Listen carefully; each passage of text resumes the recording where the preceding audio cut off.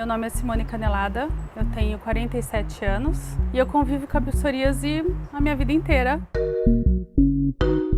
E aí eu tenho recordação de, por exemplo, ir visitar o avô, a avó, os tios e eles não perguntarem para você, aí como vai a escola, tem namoradinho, né? Como é que tá indo? Não, eles vinham mexendo na tua cabeça para ver se você tinha melhorado, já iam procurar no teu cotovelo para ver se tua pele estava melhor. Mas ninguém sabia o que era, né? Era um nome muito estranho, o nome da doença é muito estranho, né?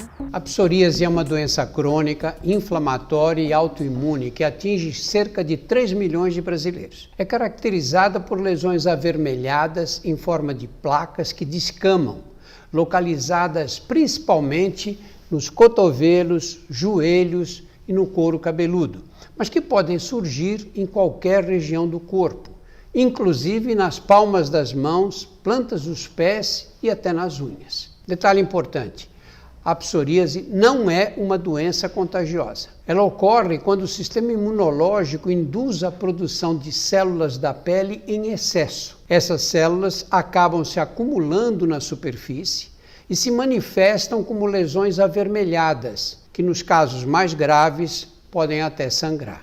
A psoríase não fica restrita à pele. Pode acometer diversas partes do organismo e trazer complicações cardíacas a longo prazo, a chamada síndrome metabólica, ocasionando pressão alta e diabetes, principalmente nos pacientes com as formas moderadas e graves da doença. Hoje a gente é preocupado não só com a extensão da psoríase em si, ou seja, a gente olha o paciente, a gente vê que esse paciente tem muita lesão, mas também com quanto aquela doença impacta a qualidade de vida desse paciente, o psicológico dele, na verdade. Você imagina uma adolescente, menina, cheia de feridas. Então, assim, você sempre ouvia uma chacota de um colega, um risinho. Quando é que você decidiu difundir essas informações através das redes sociais? Todo mundo que não me conhecia tinha medo, achava que eu ia transmitir uma doença, perguntava se era sarna, se era hanseníase, se era sífilis. Eu sempre usava mangas longas, eu gostava de sair de casaco, eu deixava de viver minha vida por conta disso. Então eu vi a necessidade de contar minha história, falar abertamente disso para todo mundo que tiver psoríase ou conhecer alguém ou só tiver curiosidade. E apareceram muitas pessoas, muitas questões importantes relacionadas à depressão e psoríase. Então, assim, eu vejo que cada vez mais eu estou sendo impulsionada a falar disso porque é necessário, né? A gente precisa combater esse preconceito contra a psoríase. Hoje são só manchas que marcam por onde a psoríase viveu em mim. Por 21 anos, elas fizeram do meu corpo seu habitat. Estiveram presentes em todos os aniversários que consigo me lembrar, em todas as festas e momentos que vivi.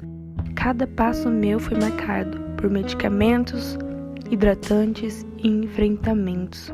Hoje a gente sabe que a psoríase, ela é uma doença inflamatória sistêmica, que a pele é simplesmente o órgão que para nós está visível.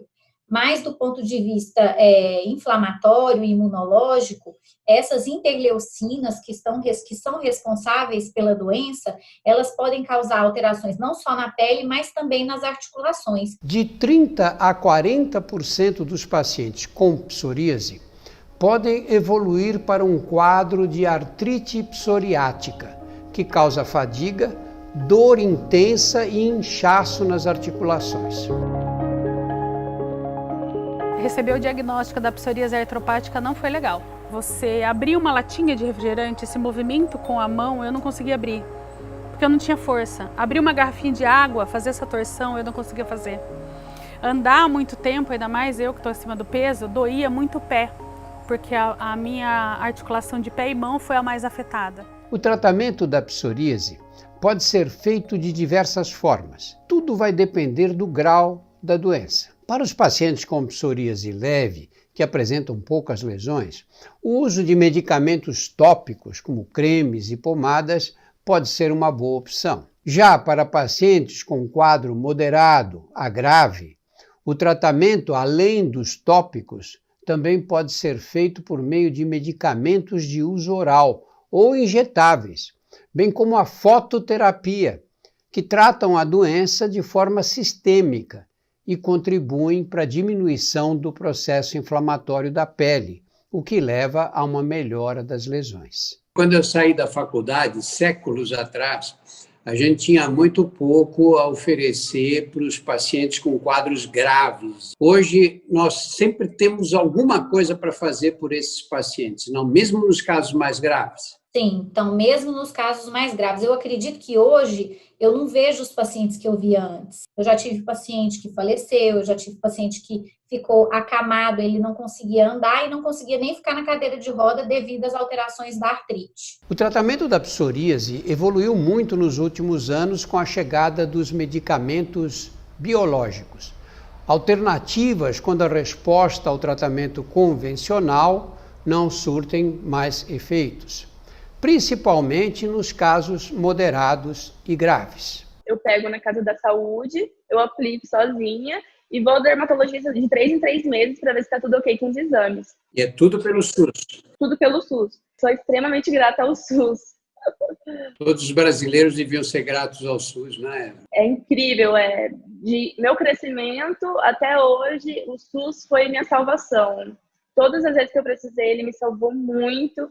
É até, assim, emocionante pensar onde eu cheguei por conta dele, como eu me vejo hoje, como eu me olho no espelho, é um agradecimento gigantesco. Eu não teria essa oportunidade se as situações fossem diferentes. Como se não bastassem os sintomas da psoríase, os pacientes ainda são vítimas de preconceitos e humilhações.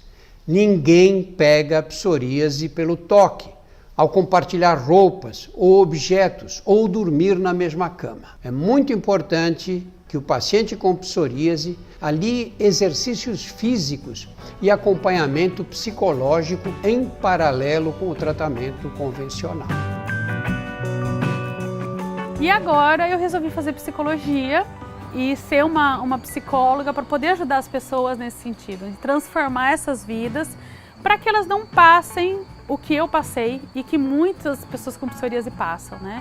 Essa questão do preconceito, da discriminação e de se sentir diminuído, de achar que a gente não pode fazer as coisas ou que a gente não vai conseguir fazer as coisas.